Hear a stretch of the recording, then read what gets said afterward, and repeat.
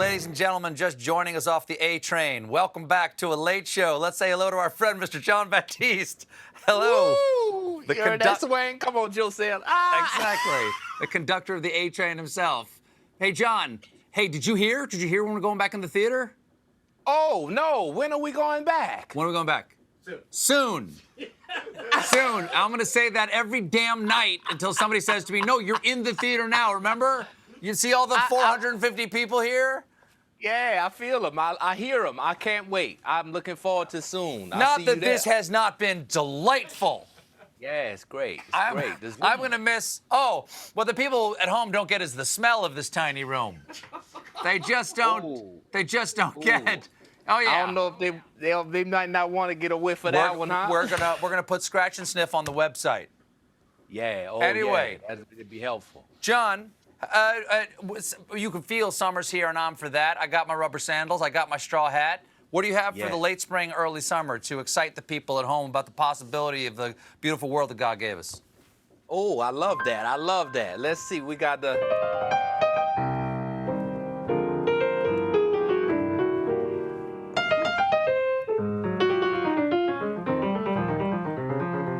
That's my hometown. That's Catfish Row right there. Becca, John Baptiste, everybody.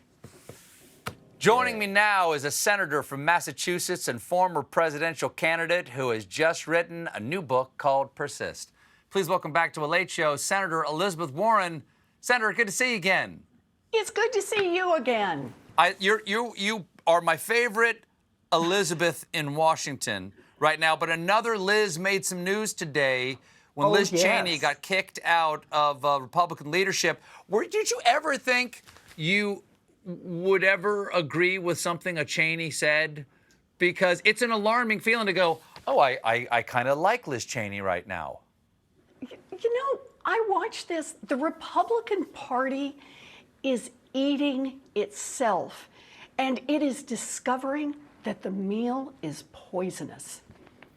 Well, what do you think the actual political plan here because I don't understand what they think the upshot of this might be. If someone is standing on the firm ground of truth, generally the truth will win out in the end. Murder will out, as they say. Yes. Is this a short-term plan just so they don't get primaried, or they think this will actually help them, do you think, in 2022?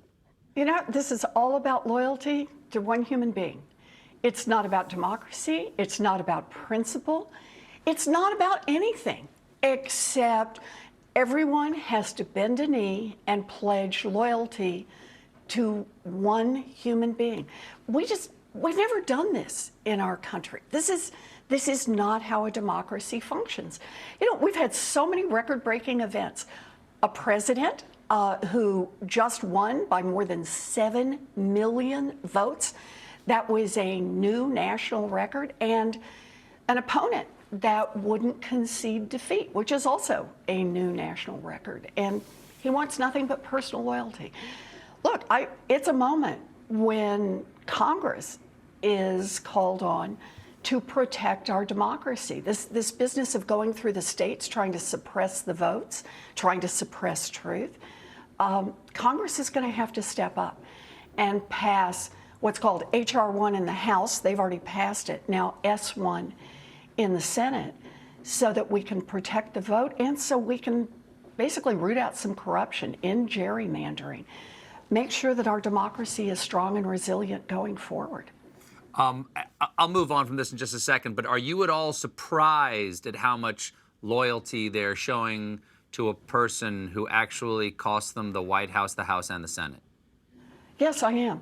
I'm surprised that they actually took an oath of office that declares allegiance not to a person, but to the Constitution of the United States and to our nation. And that they can just toss out the window without a thought and turn around and say, my loyalty is to one man, and if he says up is down, I'm in is out, I'm in. It just doesn't matter. That's not how a democracy functions. And frankly, that's not what elected officials have taken a sworn oath to uphold. This is really wrong. Now, another big story the last couple of days is in the fact that the East Coast has been freaking out because for fears of gas shortages. There's actually plenty of petroleum in the world. There's plenty of gas in the United States. It was a delivery issue because of the Colonial Pipeline being shut down. There's a slight increase in gas prices. Some gas stations run out of gas. The pipeline opened today at 5 p.m., I understand. Okay. Yeah. So this crisis, perhaps, this temporary one is over. How much should we be freaking out about the vulnerability of our energy infrastructure to hackers like this?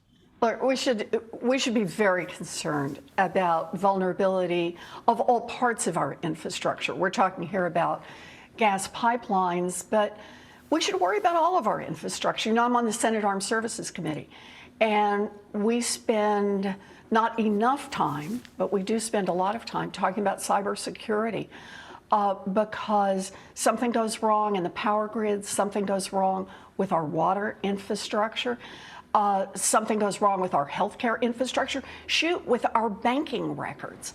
And you can plunge a nation into chaos.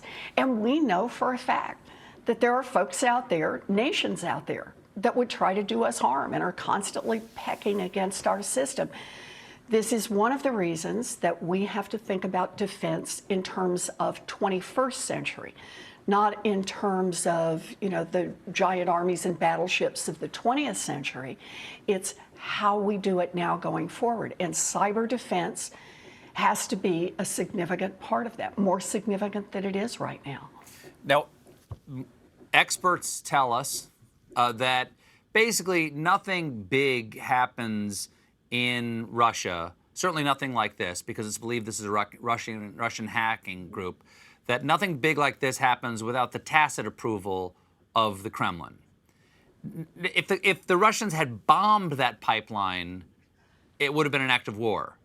How would you describe this act? So I think you're on to the right point, is that the point I was trying to make about defense is that we have to think about attacks in a different way. They aren't just about bombs anymore. They aren't just about mobilizing tens of thousands of people in armies. They can be through a backdoor hack into a computer system and, frankly, put more lives at risk, put our democracy at risk, put our economy at risk. So I think that the moment has come for us where we not only think about hardening our defenses, but we have to think about what is our long-term response. It is, as you say, we wouldn't let somebody bomb us and not have a response. So are we going to let a foreign country attack us through cyber and not have a response? That's not the right way. We have to think about 21st century how we respond in order to deter future aggression. We have to take a quick break, but when we return, I will ask Senator Warren about two great things that go great together: potty training and politics.